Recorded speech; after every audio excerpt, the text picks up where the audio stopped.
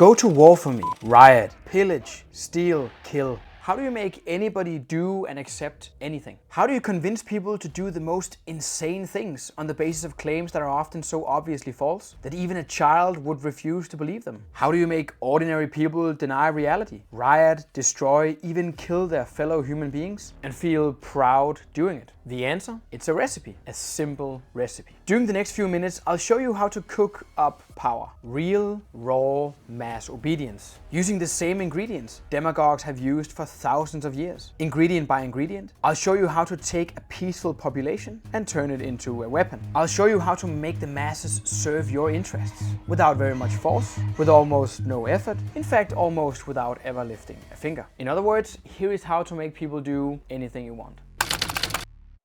Now the first thing you gotta do is identify a perceived problem to your preferred target group and pretend to solve it by telling a story. For this story to serve your purpose, you need it to be a story about justice, about setting things straight, about making things right. A fabricated repression narrative works particularly well in this regard. That means clearly defined villains, the oppressors, the personifications of injustice, and clearly defined heroes, the oppressed, the personifications of justice, those who turn against the oppressors and justifiably destroy them. Remember, storytelling is all about identity. Who you sympathize with, who you identify with. Remember as a kid when you watched a movie or read a book and you would identify so strongly with one of the characters that you genuinely wished that you could be them, or that you empathized so much with them that you cried or became sad when something bad happened to them. That psychological trait has not vanished just because you've grown up. As you've become more attached to reality, your response to those kinds of things change, but you still seek out your identity in everything you encounter. In things, people, movements, characters, symbols, ideas. It lies in your nature as a human being that you seek out reflections of yourself in your surroundings. And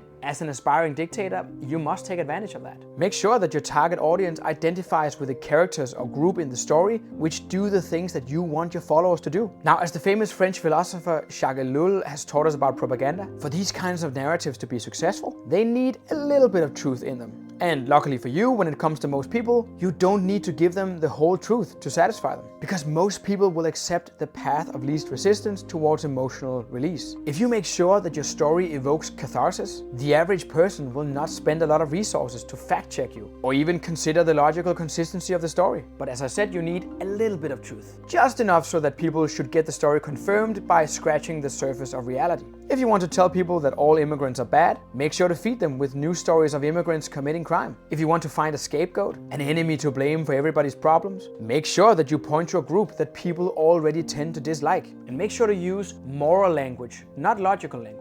Because of our mortality, we humans are driven towards clear answers of good and evil, right and wrong. Make sure that your story answers these questions confidently, without wavering. Make sure that your story offers salvation, not actual solutions. Suggesting real solutions inspires scrutiny. It motivates thinking. Don't do that. Instead, promise a paradise beyond this state of reality. And make sure that your rule, your system, becomes directly identified with this utopian end goal. What this means is that every time people criticize your system and say, look, it doesn't work, or look how evil it is, you can always refer back to the end goal and say, no, this was never a real example of my system because it didn't lead to the paradise that I predicted. Identifying an ideology with its end goal rather than the means is a useful intellectual trick that the communists, for instance, have pulled ever since Marx himself. Now, the last important component to this story is that you must hedge yourself against opposition by framing yourself as the only truth seller. You need your followers to believe that everyone has been wrong, not necessarily forever, but at least for a long time. At least everyone else is wrong right now. Of course, there are different versions of this. You can claim to have had an epiphany which nobody has ever had before, or you can claim to be reviving an old truth that others have deliberately suppressed. Now, since you must be framing your narrative as obviously true,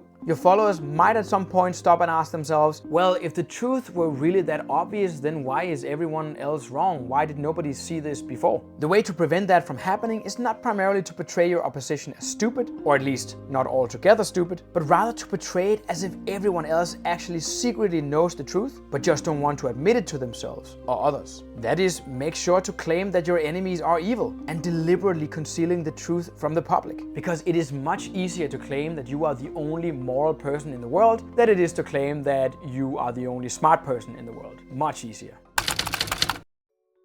Now, once you have a story, your next task is simple. You have to stop your followers from thinking and asking too many questions. Now, since people tend to only really think when they feel safe, the solution is pretty obvious. Never let them feel safe.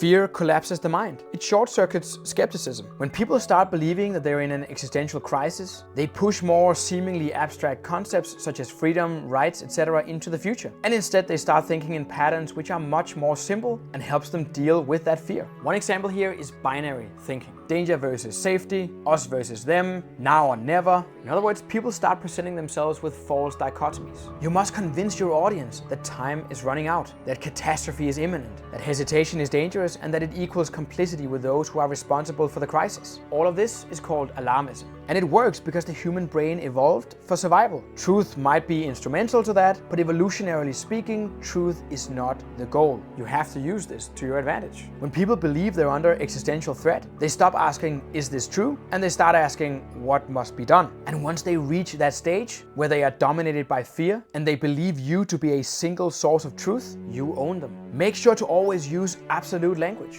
This is the last chance. This is the final battle. If we lose now, everything is gone forever. The more vague the threat, the better. A vague enemy is very difficult to disprove. Democracy is under attack. Climate change will kill us all. Our way of life is dying. They are erasing us. Now, but here is the key trick. Try to make rationality itself seem dangerous. Anyone who questions the narrative must be framed as naive, privileged, evil, secretly aligned with the enemy. You must associate calm analysis with moral failure and weakness. Now is not the time for nuance. This isn't a debate. People are suffering, we must do something now. Notice what's happening here. You're not refuting arguments, you are undermining the basis for discourse. And once reason is framed as cruelty, emotionalism becomes virtuous. Rage and hysteria becomes righteousness. And the beauty here is that at this point, your followers won't just stop thinking, they'll attack anyone who does.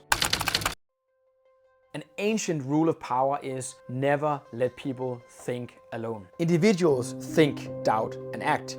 A crowd cannot. The single most dangerous thing for a demagogue is a person alone with their own thoughts who believe in the power of their own mind. So never let that happen. Humans are social animals. We take cues from others to determine what is real, acceptable, moral. Study the field of social psychology and you will quickly find an extremely rich body of literature supporting this. For the masses, truth is not discovered, it is performed. Marches, rallies, chants, hashtags, profile pictures, symbols, uniform slogans, all of these are tools of conformity. Ways to drive the individual to mentally suppress his or her own individuality and reason. When people chant together, they stop thinking as individuals. When they repeat slogans, they outsource cognition to everyone around them. But with everyone doing that, who is really doing the thinking then? You, of course, the leader. And once a member of the crowd has publicly signaled loyalty, they're trapped. Because backing out now would mean social exclusion, moral shame, loss of identity. So they double down. The crowd itself becomes a feedback loop.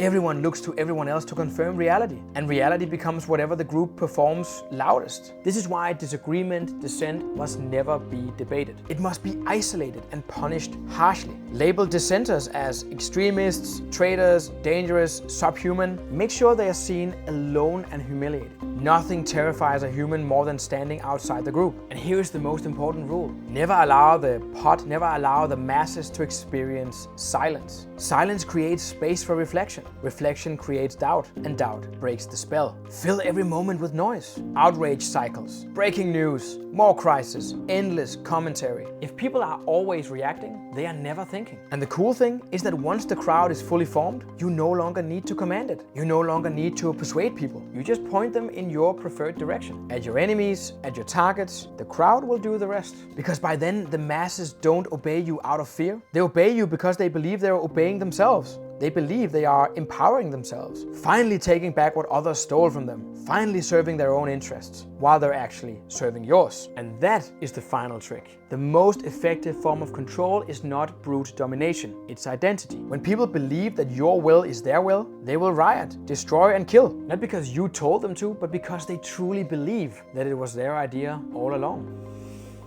Enjoy your power.